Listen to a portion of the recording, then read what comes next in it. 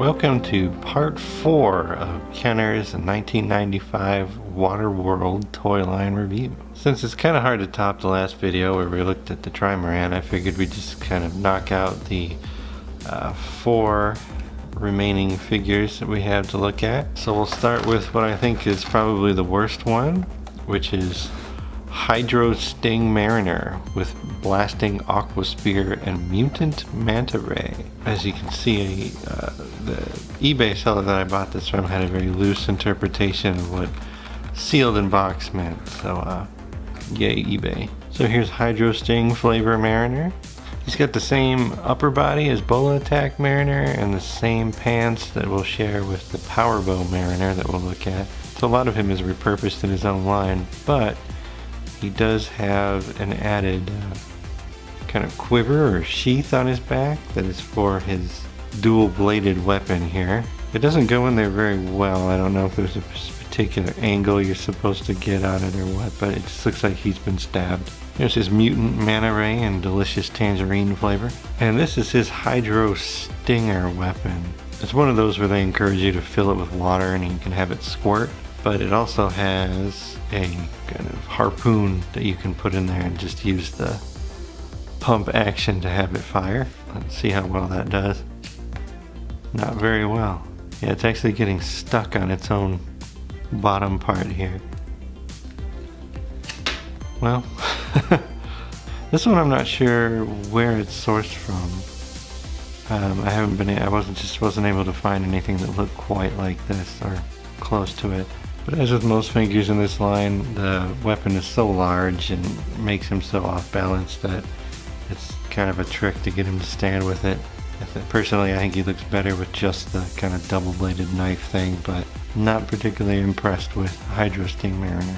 Well, I'm kind of eager to be done with saying the Mariner, so here's the last Mariner in the line, which is Power Bow Mariner with Shooting Combat Bow and Mutant Moray Eel. Figure himself is really nothing we haven't seen before. He's just kind of a recolor. This guy's kind of sticky and one of his legs is shiny, so I'm not sure what happened to him. But he's got the same knife molded on his back that the Warrior Mariner does that follows the curve of his butt, which is kind of weird. Yeah, there's nothing really much to say about each one of these Mariners because they're all exactly the same. They use. So here's his compound bow accessory, which you can probably see the little network of strings they've got on here. I believe this was sourced from Sergeant T-Rex Turner with Launching Compound Bow from the Dino Trackers. So again, it's been repurposed from there.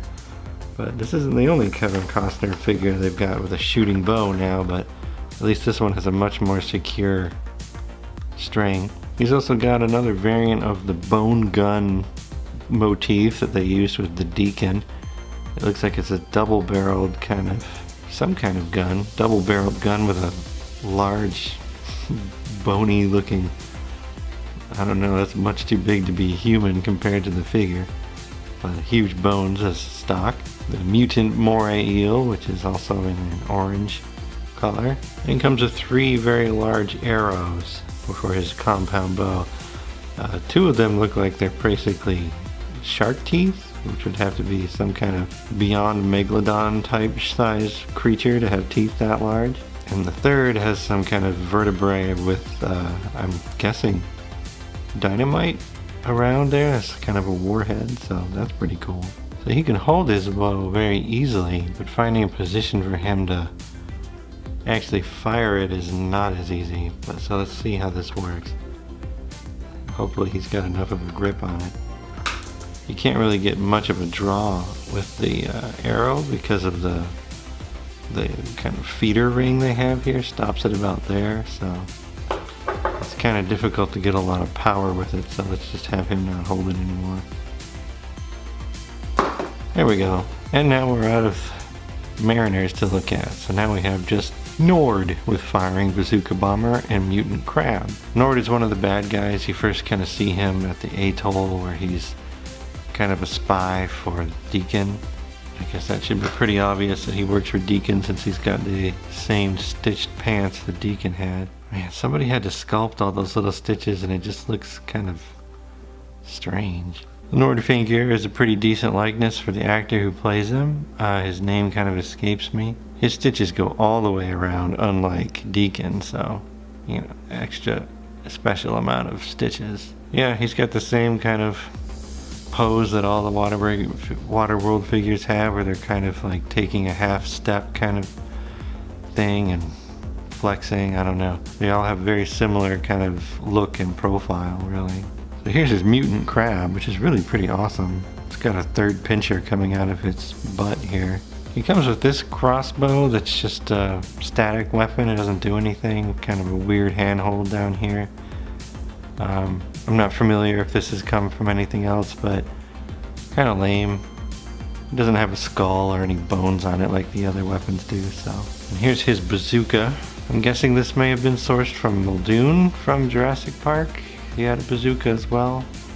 I'm not positive on that one, but it does have a similar look to it. And he's got two different warheads, and I'm pretty sure this one definitely was sourced from Muldoon's. One of his tranquilizer bazookas, no doubt. Yeah, sometimes it's nice to have a spring-loaded thing after that bow and hydro stinger. Near as I can tell, this is how he's supposed to hold it. It's kind of fidgety. Not really a true handhold, but it works. Now, like, this doesn't seem ridiculously oversized, you know, in Waterworld terms. Like, it's a bazooka with probably, like, compressed air tanks strapped to it, so the scale of it doesn't really bother me on him. Alright, and we've come to the very end of Waterworld. This is the Smoker Thunderski with just a random bad guy on it. Again, they've got this oddly treated product photo up here. So here's the Smoker Thunderski right out of the box. He's not holding on to his handles here, but from what I saw on the back of the box, if you lift these, his blades extend. Look at all those blades. But to get maximum extension, it has to be way up here, and the character can't reach it anymore. Oh, how sad. He's also plugged in, which is kind of interesting. He has a little wire that affixes to his skidoo here. The exhaust pipes move for no reason at all. I do think the little extending spikes are pretty funny. He did come with one projectile. They must have run out of tooling budget for this because it has nothing special about it at all. He also comes with this assault rifle type looking thing that looks like it's part machine gun, part blunderbuss with this weird large flared barrel at the front. The Smoker figure's hands are permanently molded to hold on to the skis, the jet skis handles, so he's kind of forever doing this kind of zombie walk.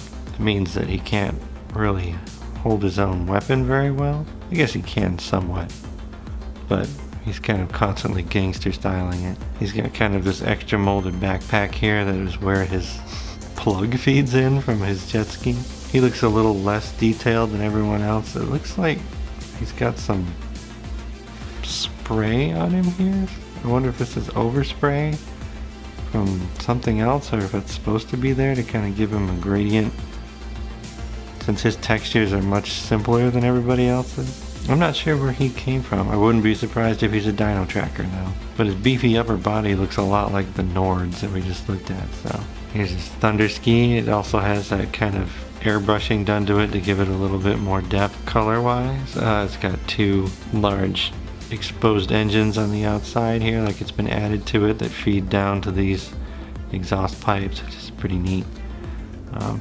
I like this one much more than the one that came with the Mariner, because it looks like it's something that was repurposed rather than some kind of fantasy futurist fish vehicle. And the extending blades are really funny. Alright, there we have the whole line all together except for that giant boat, which I'm not taking out of the box again because it is a complete pain to put away. And it wouldn't fit in the frame anyway, although most of the figures could stand on it, to be fair. Yeah, it's a pretty decent line. When you see them all together, the kind of garish colors of the accessories kind of blow away everything else, which I think is a kind of a flaw in terms of color, because the movie is very monotone and that doesn't really jive with it very well.